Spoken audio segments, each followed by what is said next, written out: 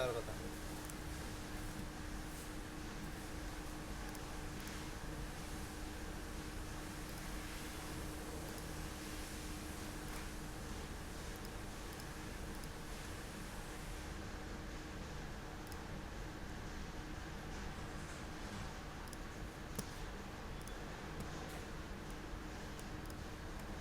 আচ্ছা, আজকে আমি একটা পরবর্তীতে যে টুলগুলো আছে এই টুলগুলোর কাজগুলো দেখাবো।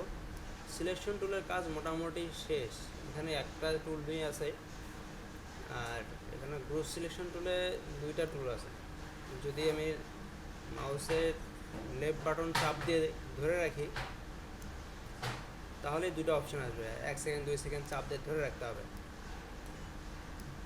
এটা ডাইরেক্ট সিলেকশন টুল, একটা গ্রুপ সিলেকশন টুল। তো গ্রুপ সিলেকশন টুলের কাজটা দেখাইছি, তবুও আজকে আর একটু টাচ দেবো। আমি একটা শেপ নেই আগে।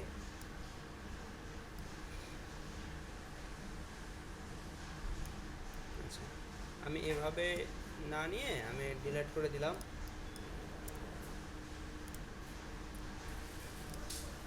এখানে চাপ দেবো, আমি চাপ দিয়ে নেবো। 100 মিলিমিটার বাই 50 মিলিমিটার।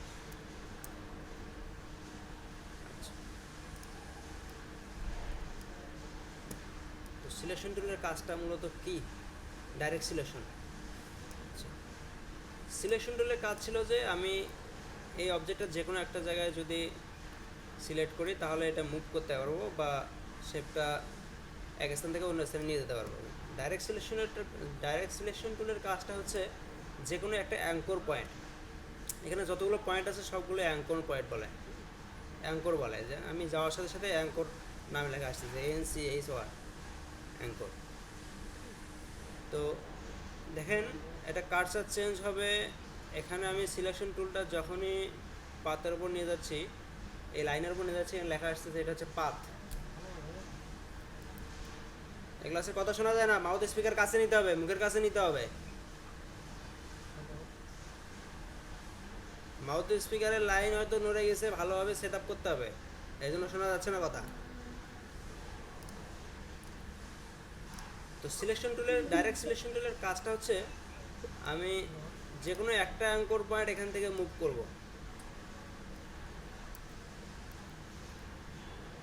আমি এতে সিলেক্ট করলাম, চাইলে এখান থেকে এতটা রাউন্ড করতে পারবো, এই কর্নারটা রাউন্ড করতে পারবো। এবার টান দিলাম, রাউন্ড হয়ে গেল। আবার এটা আবার যদি পুনরায় পূর্বের অবস্থায় নিয়ে যাই, এভাবে নিয়ে যেতে পারবো। আবার এভাবে এটা সিলেক্ট করলাম, অথবা এভাবেও সিলেক্ট করা যায়।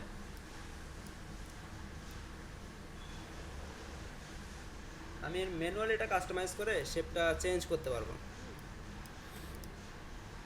চাইলে এটাও করতে পারবো। অথবা চারটা পুরোটাই সিলেক্ট করে এই যে রাউন্ড শেপের যে আইকনটা আসছে এটা চাপ দেবো।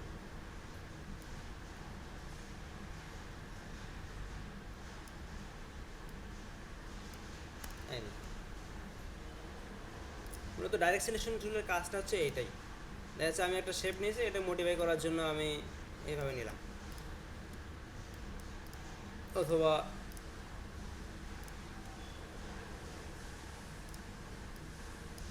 আচ্ছা, এটা কিন্তু আমি সিলেকশন টুল দিয়েও কিন্তু করতে পারবো। এটা রাউন্ডটা করতে পারতেছি, এটা বাদ পড়ে গেছে গতকালকে। আর যদি আমি স্পেসিফিক যে কোনো একটা বা দুইটা যদি কর্নার যদি রাউন্ড করতে চাই তাহলে এভাবে করতে পারবো।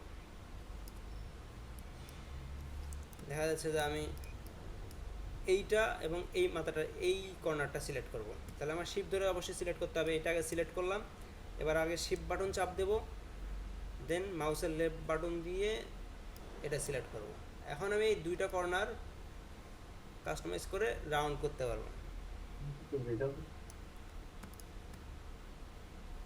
এটা একটা শেপ হয়ে গেল। আচ্ছা, আর গ্রুপ সিলেকশন টুলের কাজটা হচ্ছে গতকাল যেহেতু দেখাইছিলাম আমি, যেমন এই দুইটা অবজেক্ট আমি গ্রুপ করে রাখবো, গ্রুপ। এখন দেখেন যে কোনো একটা কিন্তু সিলেক্ট করলে আমার দুইটা অবজেক্টই মুভ হচ্ছে। আমি একটু ছোট করে নেই,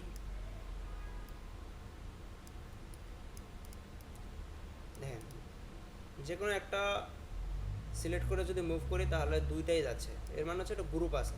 তো আমি গ্রুপ অবস্থায় কাজ করব, গ্রুপ অবস্থায় আমার দেখা যাচ্ছে যে আমি এই রাউন্ডটা কমাই দেবো কীভাবে, বা এই অবজেক্টটা আমি সিলেক্ট করে সিলেক্ট করলাম, এটা এখান থেকে ভিতরে নিয়ে যাচ্ছি বা উপরে নিয়ে যাচ্ছি। এরপর আমি কি করতে পারি, ডাইরেকশন সিলেকশন টুল দিয়ে এই কর্নারটা সিলেক্ট করলাম, দেন এটা কাস্টমাইজ করে দিলাম। তো গ্রুপ সিলেকশন কাজ হচ্ছে যে যে গ্রুপ অবস্থায় আমি নির্দিষ্ট একটা অবজেক্টের কাজ করার জন্য আমি গ্রুপ সিলেকশন টুলটা ব্যবহার করতে পারি। যদি বড় ধরনের একটা কাজ ওপেন করে দেখাই যে কীভাবে একটা ডিজাইনের ভিতর থেকে কাজ করব, যেমন এখান থেকে আমি একটা ডিজাইন ওপেন করলাম, দেখি আমার এই তো যে লেখাগুলো আছে, যে ডিজাইনটা আছে, এই ডিজাইনটা সবগুলো গ্রুপ করা, একটা যদি মুভ করি সবগুলো যাচ্ছে। তো ডাইরেক্টলি আমি একটা শেপ বা অবজেক্টকে আমি এখান থেকে মুভ করবো, এইটা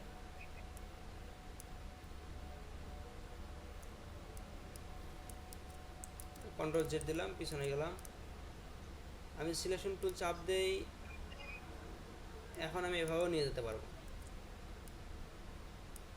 এখন যদি আবার যদি সিলেকশন টুল চাপ দেই সবগুলো সিলেক্ট হবে।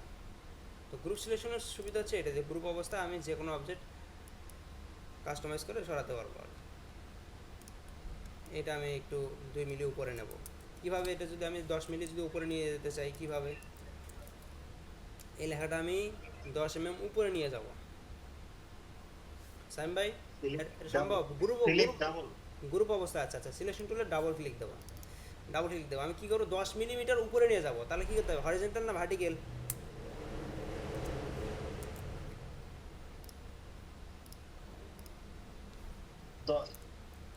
-10 দেবো আমি,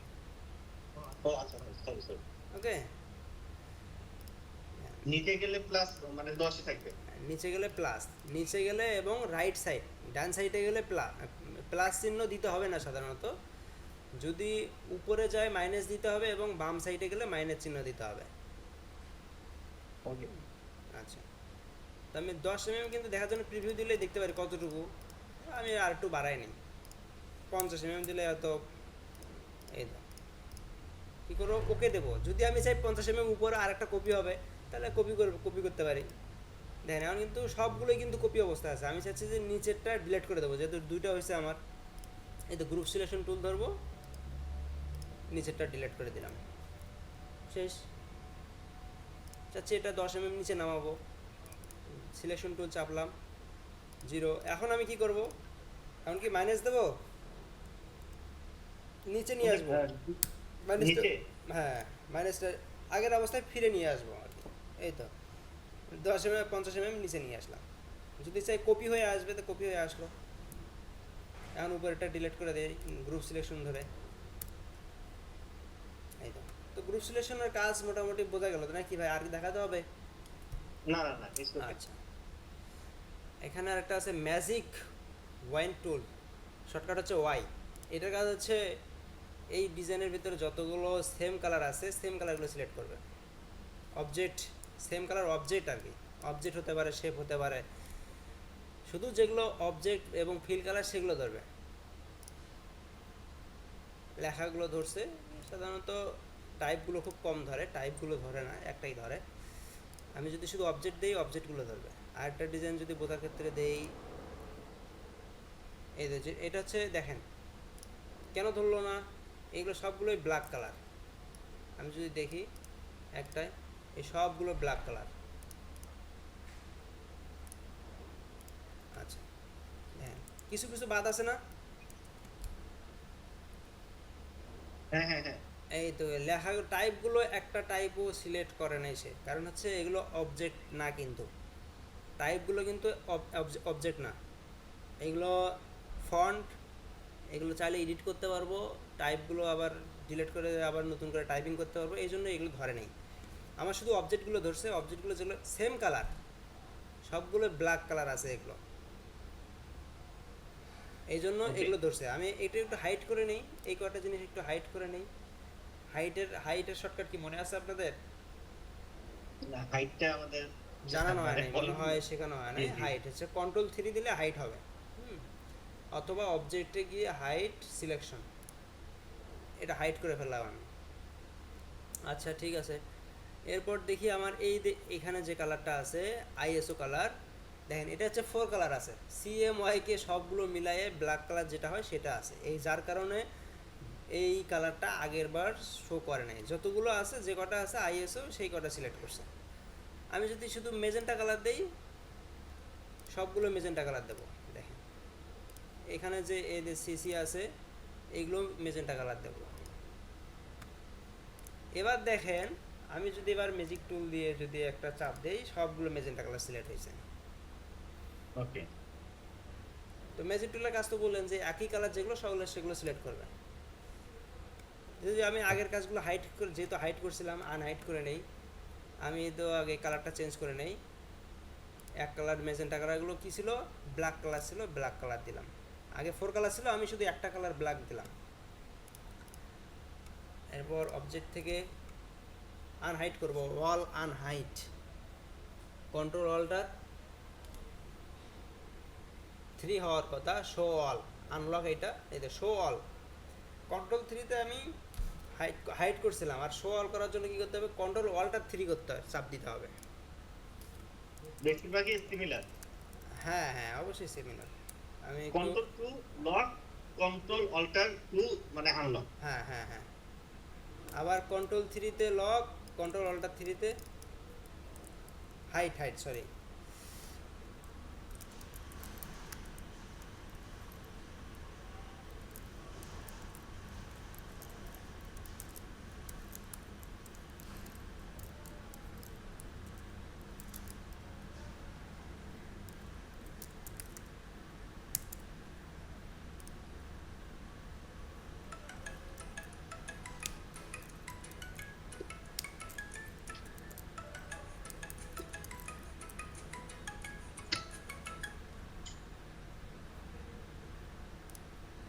প্লাস অল্টার প্লাস 3,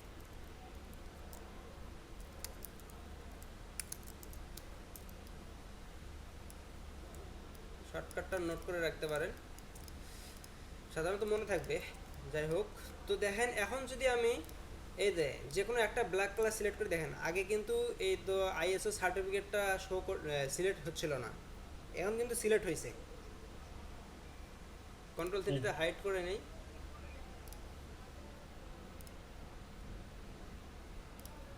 দেখেন এখন কিন্তু ওইটা কিন্তু সিলেক্ট হয়েছে, আর বাকি যেগুলো আছে টেক্সট, আর এটা হচ্ছে স্ট্রোক কালার।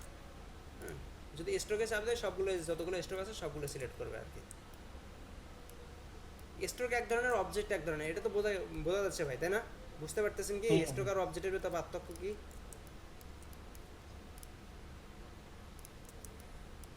আচ্ছা, আমি দুটা কালার দেখে একটু স্ট্রোক আর অবজেক্ট কালারটা বুঝাই। সেটা হচ্ছে এটা ফিল কালার নিলাম, আর এটা হচ্ছে স্ট্রোক কালার। দেখেন আমি এটা আনগ্রুপ করে নেই আমি। আচ্ছা দেখেন এই যে উপরেরটা হচ্ছে ফিল কালার, তো আমি যদি ফিল কালার যদি সবগুলো সিমিলার হয়, এটাও আমি দিলাম মেজেন্টা কালার। তো ফিল কালার যদি সিমিলার হয়, সবগুলো ফিল কালার ধরবে। আমি সাপোজ এটা স্ট্রোক কালারটা আমি চেঞ্জ করে দেই, ব্লু কালার দিলাম এটা, অথবা অথবা অথবা সায়ান কালার দিলাম। দেখেন আমি ম্যাজিক টুল দিয়ে শুধু মেজেন্টা কালার সিলেক্ট করলাম, এই যে মেজেন্টা কালার যেটা সেটা শো করতেছে যে সেম আছে, কিন্তু স্ট্রোক কালারটা কিন্তু কি দেখাচ্ছে, প্রশ্নবোধক দেখাচ্ছে, কোশ্চেন মার্ক দেখাচ্ছে। এর মানে হচ্ছে এটা সিমিলার নয়। তো আমি শুধু যেহেতু একই অবজেক্টের সবগুলো ফিল কালার আছে সেম, এই জন্য এটা প্রশ্নবোধক নয়, এটা আমি চাইলেই এখান থেকে চেঞ্জ করতে পারবো। এই ম্যাজিক টুলের সুবিধা হচ্ছে এটা, আমি এই কালারটা চেঞ্জ করব। যতগুলো কালার আছে একটা ডিজাইনে, ব্ল্যাক কালার আমি এখানে আছে, যতগুলো ব্ল্যাক কালার শেপ আছে আমি সবগুলো কালার চেঞ্জ করে দিতে পারি, ম্যাজেন্টা কালার করে দিলাম। অথবা এই যে আমার যে ব্রাউন কার্টুন আছে, ব্রাউন কার্টুনটা ডিলিট করে দেবো আমি। যতগুলো ব্রাউন আছে সবগুলো সিলেক্ট হলো, আমি এটা রিমুভ করে দিলাম। এবং এবং আমি এই যে মেজেন্টা কালারগুলো আছে সবগুলো কালো করে দেবো। আমার তো কালো কালারই প্রিন্ট হবে, তাই না? অবশ্যই। আচ্ছা এই দেখেন আমার কিন্তু পজিটিভ হলে এরকম হবে, প্রিন্ট কিন্তু এরকম হবে। আমার এই হোয়াইট কালারের এখানে যে বোর্ড দেবো সেই বোর্ডের ওপরে প্রিন্ট হবে, সেই কালারে রূপ ধারণ করবে। যদি ব্রাউন হয় ব্রাউন, সাদা হলে সাদা, পেপার যেরকম কালার হবে সেরকম। তো এই হচ্ছে ম্যাজিক টুলের কাজটা, বোঝা গেল। সাপোজ আমি যদি স্ট্রোক কালার চেঞ্জ করতে পারি, দেখা যাচ্ছে ডিফারেন্ট কালার আছে, এটা আমার স্ট্রোক কালার সেম আছে, ব্ল্যাক, এটাও ব্ল্যাক, এটাও ব্ল্যাক। তো আমি কি করব, যে কোনো একটা স্ট্রোককে সিলেক্ট করব,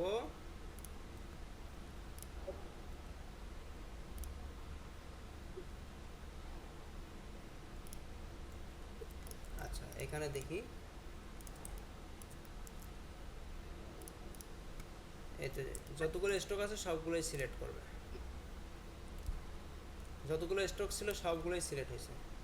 আমি চাইলে এখান থেকে কালারটা চেঞ্জ করে দিলাম।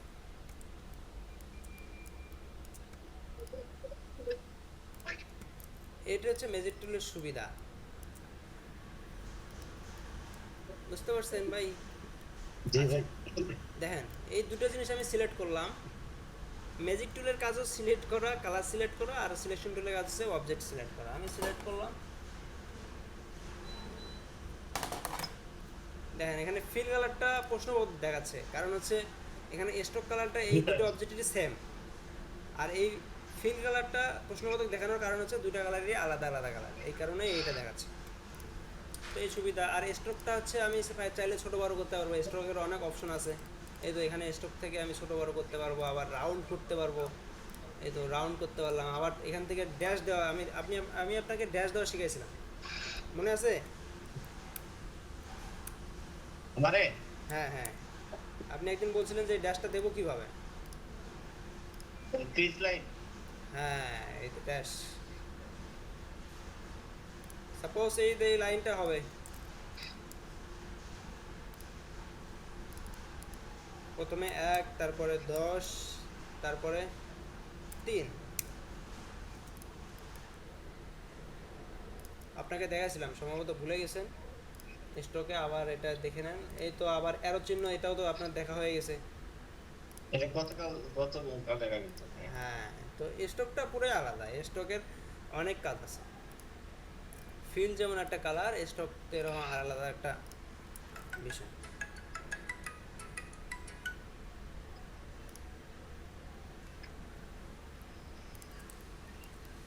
আচ্ছা, এরপর আছে কি ল্যাসো টুল। আপনারা এই অনেক কিছুই টুল পাবেন, ফটোশপে মিল আছে। ল্যাসো টুলের কাজটা হচ্ছে ডাইরেক্ট সিলেকশন টুলের কাজের মতনই। এই তো ডাইরেক্ট সিলেকশন টুলের কাজের মতনই, যে কোনো একটা এরিয়াকে সিলেক্ট করবেন, তখন তো একটা সিলেক্ট করা যাচ্ছিল, তাই না? এখানে গ্রুপ সিলেকশন টুল দিয়ে এইভাবে সিলেক্ট করতেছিলেন, আবার শিফট ধরে এইটা সিলেক্ট করতেছিলেন, তাই না? কিন্তু লেসো টুলের কাজ হচ্ছে কীরকম, আপনি ম্যানুয়ালি সিলেক্ট করে এইভাবে ধরলেন, এইভাবে এসে এইভাবে এই দুটো কর্নার আমি সিলেক্ট করলাম, আচ্ছা। আমার শিফট বাটন এটা ধরা কি লাগলো ক্লোজ না। করতে হবে, মানে মার্কিং করে কি ক্লোজ করতে হবে নাকি এমনিতেই অটোমেটিক সিলেক্ট করে নেবে? একটু কাছাকাছি নিয়ে আসতে হবে, এটা রাউন্ডটা মিশাইতে হবে। এই তো এখানে নিয়ে আসলাম, নিয়ে এসে এর কাছাকাছি রাখতে হবে। ওকে ওকে। তাছাড়া দেখা যাচ্ছে যে আমি এই রকম করলাম, এই কর্নারটা সিলেক্ট করলাম, এইভাবে দিয়ে এইভাবে করলাম, যদি এদিক দিয়ে আসি তাহলে এটাও কিন্তু সিলেক্ট হবে। হ্যাঁ হ্যাঁ হ্যাঁ। আবার যদি এখানে ছাড়ি দেয় এইটাও সিলেক্ট হবে, এই কয়টা সব কয়টা সিলেক্ট হয়েছে। ওকে। তো এই জন্য এর কাছাকাছি নিয়ে এসে রাখতে হবে এইভাবে। এখন আমি চাইলে এটা ডাইরেক্ট সিলেকশন টুল ধরবো, বা যেভাবে রাউন্ড করে দিতে পারি, অথবা ডিলিট করে দিতে পারি। এইটা ডিলিট করে দিলাম, এইরকম আর কি। ডিলেটে চাপ দিতে গেলে মানে ডিলেটে চাপ দিতে হয়েছে লক মানে ইয়ে করে মার্কিং করে হ্যাঁ হ্যাঁ হ্যাঁ, ডিলিট। সিলেক্ট করে ডিলেটে চাপ দিতে হয়। হ্যাঁ, ওটা ডিলিট হয়ে গেল। আমি চাইলে ওটা মুভও করতে পারি, এক জায়গা থেকে আরেক জায়গায় নিয়ে যেতে পারি। কীরকম, এই ধরলাম এই দুটো কর্নার, আমি সিলেকশন বলতে এদিকে নিয়ে গেলাম, এইভাবে।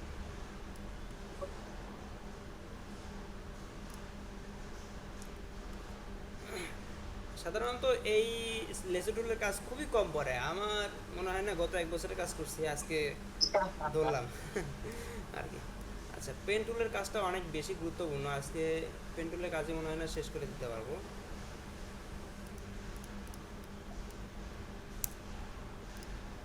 দেখেন, পেন টুল সাধারণত অনেক ধরনের কাজ করা যায়। ক্লিপিং মাস্ক করতে পারবেন, ব্যাকগ্রাউন্ড রিমুভ করতে পারবেন, যে কোনো প্রোডাক্ট ডিজাইন করতে পারবেন, অবজেক্ট ডিজাইন করতে পারবেন।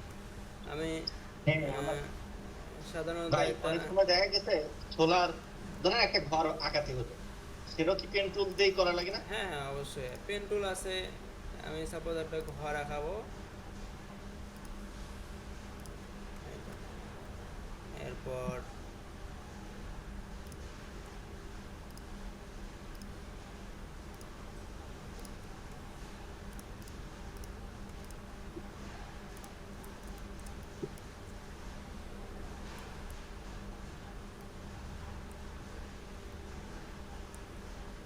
এবার আমি অল্টার বাটন চাপ দিলাম। এটার কাজ হচ্ছে ডিরেকশন। হ্যাঁ, এটা আমি যে এটা নাড়াচাড়া করতেছি, এটা ওয়ালটা চাপ দিলে তবেই আমি মুভ করতে পারবো। এটা ডিরেকশন লাইন বলে এটাকে। এর মানে হচ্ছে যে আমি এর পরবর্তীতে কোন দিকে যাব সেই ডিরেকশন লাইনটা দিচ্ছি আমি। আচ্ছা, আমি একটা লিপ তৈরি করলাম, পাতা তৈরি করলাম। হুম।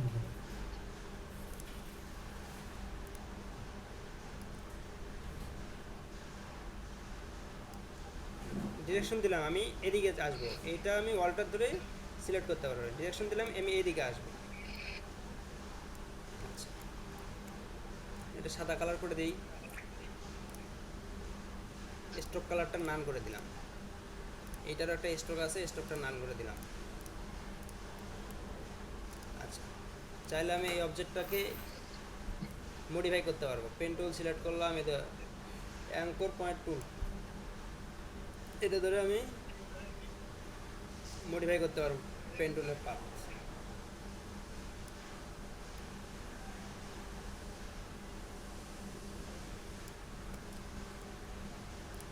এটা যদি করতে চাই এভাবে, এরপর আমি এই অবজেক্টটাকে যদি একটু চেঞ্জ করতে চাই, এই তো অ্যাঙ্কর পয়েন্ট, অথবা পেন টুল আমার সিলেক্ট আছে, পেন টুল সিলেক্ট থাকা অবস্থায় আমি ওয়ালটার ধরে কাজ করতে পারবো। ওয়ালটার চাপ দিলে এই বাটনটা চলে আসবে। বুঝি নাই আরেকবার। ওয়াল্টার ওয়াল্টার কিবোর্ডের আচ্ছা। ওয়াল্টার বাটন চাপলে আমার এই আইকনটা চলে আসবে, আমার আর এইটা সিলেক্ট করতে হবে না। শিফট সি রেখে অ্যাঙ্কর পয়েন্ট টুল এটা সিলেক্ট করতে হবে না। আমি পেন টুল সিলেক্ট থাকা অবস্থায় যদি ওয়াল্টার চাপ দেই কিবোর্ডের, এরকম আসবে, তীর চিহ্নের মতো আসবে। হুম। এই তো।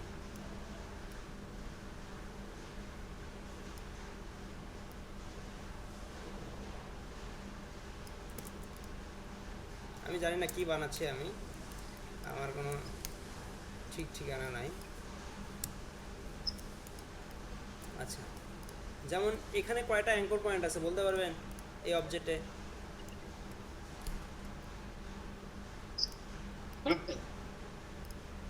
এই অবজেক্টে 4টা অ্যাঙ্কর পয়েন্ট আছে, 4 মাথায় 4টা। যদি এটা ও দেখি, আচ্ছা, আচ্ছা। এইটা পেন টুল, এটা সিলেক্ট করার জন্য দেখতে হবে পেন টুল চাপ দিতে হবে। যেমন এখানে একটা দেখা যাচ্ছে কিনা জানি না, এই তো হ্যাঁ। দেখা যাচ্ছে এখানে একটা, দুইটা, তিনটা, 4টা। আচ্ছা, যদি আমি অ্যাড করতে চাই এখানে আরও অ্যাঙ্কর অ্যাঙ্কর পয়েন্ট অ্যাড করবো, এই যে প্লাস চিহ্ন আসছে, পাতের ওপর আসার সাথে সাথে প্লাস চিহ্ন আসে, আর এটা যোগ করলাম, আর এটা যোগ করলাম। যদি আবার এটা ডিলিট করতে চাই, এখানে মাউসটা আনার সাথে সাথে বিয়োগ চিহ্ন আসবে, বিয়োগ দিলাম, এটা বিয়োগ দিলাম, দিলাম। আবার অ্যাড করতে চাইলে এখানে আসার সাথে সাথে অ্যাড করতে পারবো, এবং অল্টার দিয়ে আমি এটা মডিফাই করতে পারবো।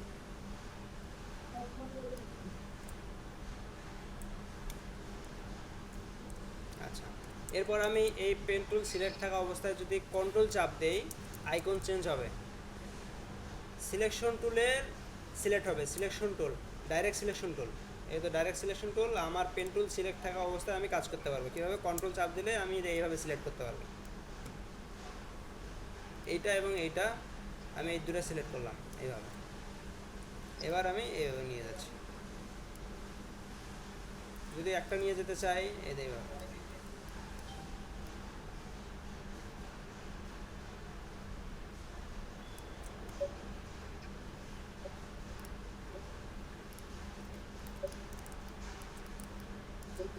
স্ট্রোকে একটা গ্রেডিয়েন্ট কালার দেই।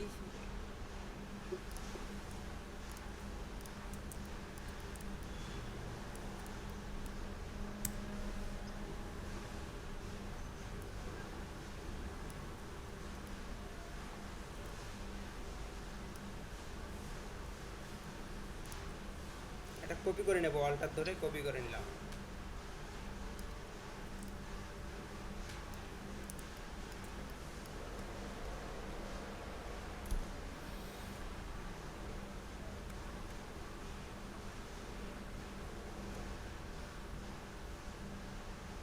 পাথ ফাইন্ডার একটা অপশন আছে, আমি এটাকে ডিভাইড করে নিলাম, আনগ্রুপ, ডিলিট। পাথফাইন্ডার দিয়ে কি করে? আচ্ছা, মূলত এটা দুইটা কিন্তু আলাদা আলাদা অবজেক্ট, তাই না? হ্যাঁ। আচ্ছা, আমি কি করলাম, এখান থেকে একটা পাতার একটা ইফেক্ট নেব, পাতার একটা পাতা বানাবো আর কি। দুটো সার্কেল থেকে এই মাঝের অংশটা নিব কিভাবে, এই দুটো সিলেক্ট করলাম, পাথ ফাইন্ডারে কি করবো, ডিভাইড একটা অপশন আছে, এই তো পাথ ডিভাইড করে দিলাম। এবার আনগ্রুপ করে দিতে হবে, আনগ্রুপ করে দিয়ে এই দুটো ডিলিট করে দিলাম, মাঝেরটা থেকে গেল, এটা আমার পাতা রয়ে গেল। সিলেক্ট করে ডিলিট দিলেই ডিলিট হয়ে যাবে? হ্যাঁ হ্যাঁ হ্যাঁ, আনগ্রুপ করে সিলেক্ট করবেন, যেটা যেটা ডিলিট করবেন সেটা ডিলিট করে দেবেন। আরেকবার দেখাই, এই তো প্রত্যেকটা কিন্তু আলাদা আলাদা হয়েছে, কারণ আপনি আনগ্রুপ করবেন, এই তো এখন কিন্তু একটা আছে, আনগ্রুপ করবেন, এই তো এটা একটা, এইটা একটা, এইটা একটা, এটা একটা। আমার ছিল দুইটা অবজেক্ট, দুইটা বৃত্ত থেকে কয়টা অবজেক্ট তৈরি হলো, চারটা হলো। পুরো আইফোন।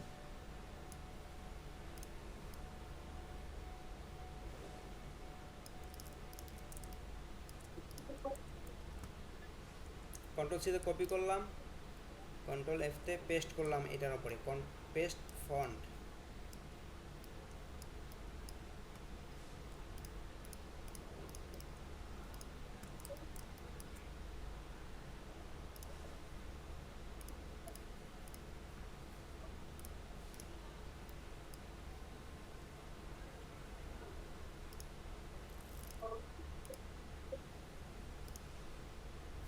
ব্লাড ডোনেট করে ফেলতেছেন? হুম, ব্লাড ডোনেট করে অস্থির করে ফেলতেছেন। অর্থাৎ ইফেক্টগুলো এভাবে তৈরি করতে হয় তো। হুম।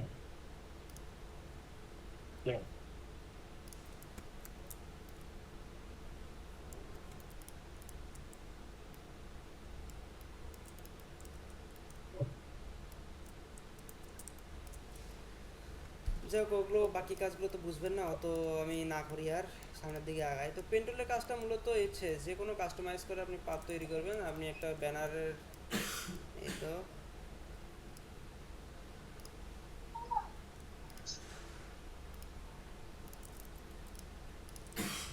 আমার, বাইরের অংশ কি সিলেক্ট করে ডিলিট করলে কাট হবে নাকি অন্য না না কোনো না, ওয়ে আছে? হ্যাঁ, এখন হচ্ছে বিষয়, এখন আমি এই তো যে আর্ট ওয়ার্ক নিচ্ছি, সে আর্ট ওয়ার্কের ভিতরে ডিজাইনটাই শুধু আসবে।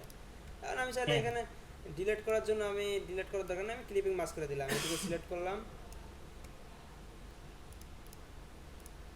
এই তো এটা কিন্তু আমার একটা অবজেক্ট, তাই না? আমি হ্যাঁ। এই জায়গাটা কি করব, রেখে দেবো, আর বাকিটা ডিলিট করবো, দুটো সিলেক্ট করব, ক্লিপিং মাস্ক করবো, আপনাকে যেভাবে দেখাচ্ছি, এটা clipping mask, right click, clipping mask, এটার নিচে আরেকবার ডিজাইনে যদি একটা একটু দেখেন, শেপ হয়ে গেল। ক্লিপিং মাছটা আমার মাঝে মাঝে মাঝে প্যাচ লেগে যায় একটু। আচ্ছা, ক্লিপিং মাসের মূল কাজ হচ্ছে যে আপনার প্রথমত সব যেই অবজেক্টটা ডিজাইন করতে হবে তার আগে পরে নিতে হবে শেপটা, এই যে আমার সব কাজ শেষ, এটা আমি ক্লিপিং মাস্ক করব, এখন এইটা নেব, এই এরিয়াটা সিলেক্ট করব, আমি কতটুকু জায়গার ভিতর ক্লিপিং মাস্ক করব, দেন সিলেকশন করলাম, কোনটা কোনটা সিলেক্ট করব, ক্লিপিং মাস্ক করব, এই দুইটা, right click, clipping mask, sorry make guide হয়ে গেছে, ক্লিপিং মাস্ক। এভাবে আরও শেপ তৈরি করতে পারবেন পেন টুল দিয়ে, পেন টুলের আরও অনেক কাজ আছে। ফিল কালারটা আমি নান করে দিই,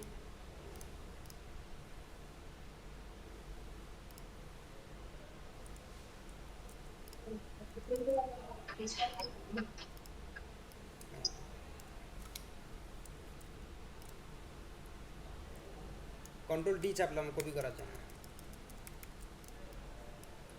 এটা আমি যদি গ্রুপ করি, গ্রুপ করলাম, গ্রুপ করে অপাসিটিটা কমাই দেবো এখান থেকে, অপাসিটি সরি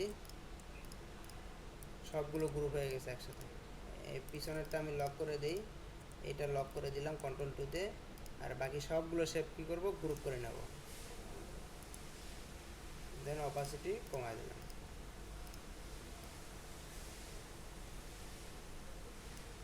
এই শেপটা ইউজ করা যাবে না কোনো ডিজাইনে? অফকোর্স। এই হচ্ছে বিষয়। তো পিন্টুর পর্যন্তই থাক আজকে, পিন্টুরটা একটু ট্রাই করেন।